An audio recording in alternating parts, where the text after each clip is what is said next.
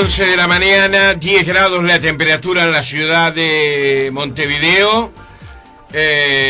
Doctor Gebergato, ¿cómo le va? Buen día. Buen día, Jorge. ¿Cómo estás tú? Muy bien, ¿cómo has pasado? Muy bien, por suerte. Muchas gracias. Bueno, tenemos varias cosas en la actualidad nacional, también en la actualidad internacional. ¿Qué opinión tenés a propósito de esta idea que largó el presidente Mujica sobre los médicos, fundamentalmente, para realizar tareas como un pago a la sociedad, según se ha señalado, por lo que la sociedad les ha dado con un título, ¿no? Sí. Y que ha tenido una respuesta, digamos, negativa por parte del sindicato médico. Yo creo que dentro del régimen jurídico uruguayo no es posible esa medida, excepto que saliera una ley muy meditada, muy pensada, que permitiera tamaña medida. ¿Por qué digo esto? Y bueno, porque es una limitación severa a la libertad de los ciudadanos, ¿verdad? Es una carga pesada que incluso podría implicar que se tengan que mudar de lugar de alojamiento por 2 años. En el Uruguay eso, sin una ley, y aún así me ofrece dudas, no es posible hacerlo. Creo que es otra de esas cosas que se le ocurren al presidente de la República y que las lanza sin pensarlas demasiado, ¿no? Sí. Después cuesta mucho fundamentarlas porque, en fin, el Uruguay no es Cuba, ¿verdad? Y en esa medida no se pueden tomar disposiciones respecto a los ciudadanos que limiten sus capacidades, sus libertades. En fin, vivimos en un país plenamente democrático. De modo que, en fin, tengo muchas dudas. Eso no quiere decir que no se pudiera estudiar algún tipo de medidas que se pudieran tomar en algún sentido que supusiera, en fin, ayudar a que haya una mejor distribución de los médicos en el país. Pero creo que en definitiva, si queremos que haya médicos donde necesitamos médicos, tenemos que pagarlos a esos médicos, ¿verdad? Ese es el mecanismo que me parece que es el que corresponde a las condiciones de un país como el Uruguay. Hay una imagen, y hoy lo decía el diputado Javier García, de que los universitarios, él dice que proviene esa idea también de este gobierno, ¿no? O que este gobierno comparte ese pensamiento, que es un pensamiento que a su vez se ha instalado en parte de la población, que los universitarios son algo así como consiguen un título, realizan su tarea, digamos, como un resultado del esfuerzo de toda la sociedad, y que eso los descompensa en relación a lo que la sociedad debe reclamar de ellos. Es una reflexión interesante de García, lamento no haberla escuchado, pero puede ser que tenga algo de razón. Se me ocurre que lo que pasa en el Uruguay es que la universidad es absolutamente gratuita. Por consiguiente, hay en cierto modo es lógico que mucha gente piensa, pero caramba, yo le estoy subvencionando la carrera a un médico, es natural que cuando se recibe me devuelva esa subvención a la que yo contribuí con mi esfuerzo, yendo a aquellos lugares, yendo por un tiempo a aquellos lugares donde es necesario que vaya, o donde la misma sociedad que le pagó su carrera le exigiría que estuviera. Ese puede ser el pensamiento de base, digamos, la gratuidad de la enseñanza. Yo creo que en ese aspecto hay que estudiar muy bien el tema, es un viejo planteo que también exigiría un análisis muy profundo. Me parece que en muchísimos casos no se justifica que la universidad sea gratuita. Creo que muchas de las carencias de la enseñanza podrían superarse si una parte importante de los universitarios contribuyeran al título y a lo que cuesta. Eso no significa que no hubiera un régimen de becas muy extenso, muy que complemente el sistema de pagos para aquellos estudiantes que no pueden desembolsar nada para su carrera, en fin. Pero me parece que esa gratuidad de la enseñanza podría justificar estos excesos, podría justificar en el pensamiento de alguna gente este tipo de excesos, que yo te repito, me parece una medida con cierto trasfondo totalitario, como si se pudiera disponer con tanta facilidad de la libertad de una persona.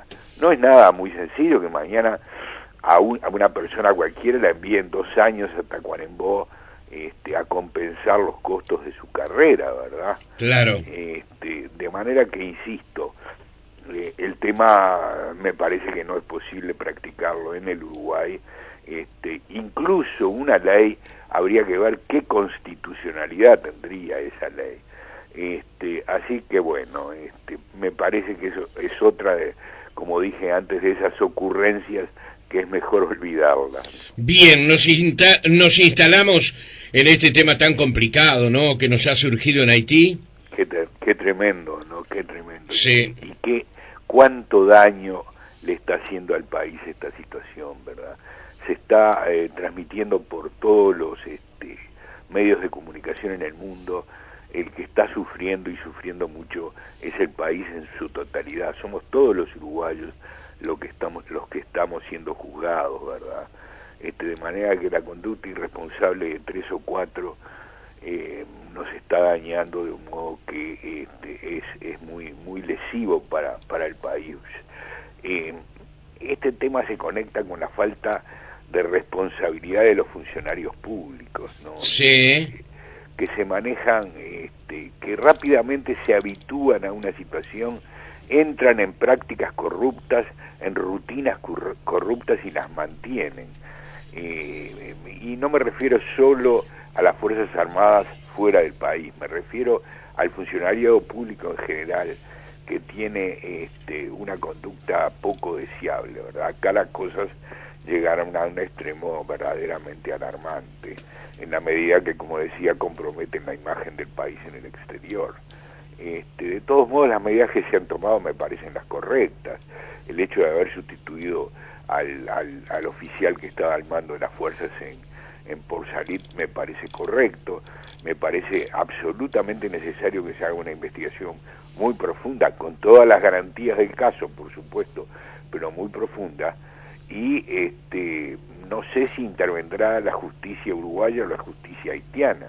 Desde el punto de vista estrictamente jurídico, la competencia la tiene la justicia haitiana. Yo no creo que Haití, por tener fuerza de Naciones Unidas, haya renunciado a su soberanía, de tal modo que en la medida que el delito se cometió en Haití, quien debería juzgar debería ser el Estado soberano haitiano. Por lo que he leído, los funcionarios serían traídos para el Uruguay, en cuyo caso serían juzgados en Uruguay. También he escuchado que podrían ser juzgados por la justicia militar. Eso me merece muchísimas dudas, porque creo que los delitos que cometieron son delitos típicos de la justicia civil, de modo que tendrían que ser sometidos en Uruguay a la justicia penal uruguaya. Lo deseable es que sean, como dije antes, juzgados con toda la profundidad del caso y con todo el rigor que este tipo de delitos sexuales merece. Cierto es que no está probado que haya habido violación. Ese es un tema que surgirá de la investigación posterior. Si no hubiere violación, hay sedicias, y esas sedicias son también un delito grave. De manera que el tiempo dirá qué es lo que verdaderamente ocurrió. Heber, Leandro te saluda, buen día. ¿Qué tal, Leandro? ¿Cómo estás? ¿Por qué deben ser juzgados en Uruguay y no en Haití, donde se cometió el delito y además un delito que fue contra un ciudadano de esa nacionalidad? Como te dije antes, yo creo que deberían ser juzgados en Haití. El tema es si la justicia haitiana va a pedir o no la competencia que corresponde. Si la pidiere, no tengo dudas de que en el plano internacional corresponde juzgamiento en Haití, excepto, cosa que yo ignoro, que el gobierno haitiano haya resignado, es decir, haya abdicado de su competencia para poder así recibir las tropas de las Naciones Unidas. Claro. En algunos casos, cuando hay intervenciones extranjeras, las tropas extranjeras piden lo que se llama la exención de la competencia a efectos de no ser juzgado donde desempeñan la misión por cualquier eventual delito. Los Estados Unidos, por ejemplo, practica eso prácticamente a prepo, donde hay tropas norteamericanas, los delitos que cometen esas tropas son juzgados en los Estados Unidos. Las Naciones Unidas no sé si pide o no pide ese tipo de exención. De no haberla pedido, no tengo duda que, como tú sugerís, deberían ser juzgados en Haití, ¿no? Muy bien, veremos a ver qué otras cosas pueden surgir alrededor de este caso de Haití. Esta semana tuvimos conocimiento de la popularidad del presidente José Mujica, y se mantuvo más o menos en los guarismos anteriores según la encuesta publicada por Cifra, ¿no? Sí, no tiene ninguna significación ni en un sentido ni en otro el cambio. En realidad mejoró en 2 puntos su popularidad, pero desde el punto de vista estadístico eso, como tú decías, no supone ningún cambio, porque la muestra tiene un error de +3, -3, de modo que lo que sí podemos decir es que entró en una meseta la popularidad del presidente, cesó su caída, pero se mantiene más o menos con la baja popularidad que tenía. Como comentamos en su momento, es la baja más fuerte que en un periodo tan corto ha tenido desde hace muchos años un primer mandatario en el país. Es un tema significativo, ¿verdad? Sí, sí. Esto lleva un poco a lo que yo decía antes. Sería deseable que el presidente cuidara un poco sus comentarios, reflexionara un poco sobre los mismos y después de esa reflexión los lanzara a la consideración ciudadana. Uno piensa que está bien que un presidente tenga ideas, genere el debate en el país, procure que los ciudadanos piensen, se opongan o acompañen sus sugerencias, pero eso exige que previamente se las piense bien, ¿verdad? De tal modo que nos preocupemos por cosas que tengan posibilidades reales de ocurrir. Esta medida, por ejemplo, de los estudiantes que hablábamos antes, de los estudiantes de medicina, son una de esas cosas que claramente están faltas de neuronas. Bueno, estas cosas sucesivamente, dichas sucesivamente, son las que le han costado al presidente de la República esta baja de popularidad, ¿verdad? Que no es buena para un presidente de la República. Yo, Jorge, prefiero presidentes que gocen de estabilidad y de confianza en la ciudadanía. Es importante para el buen funcionamiento institucional de una democracia tener liderazgos consolidados, no tener liderazgos sometidos a caídas y eventualmente subidas muy abruptas, ¿verdad? Es importante que estén bien considerados. Lamentablemente no siempre ocurre eso, ¿no?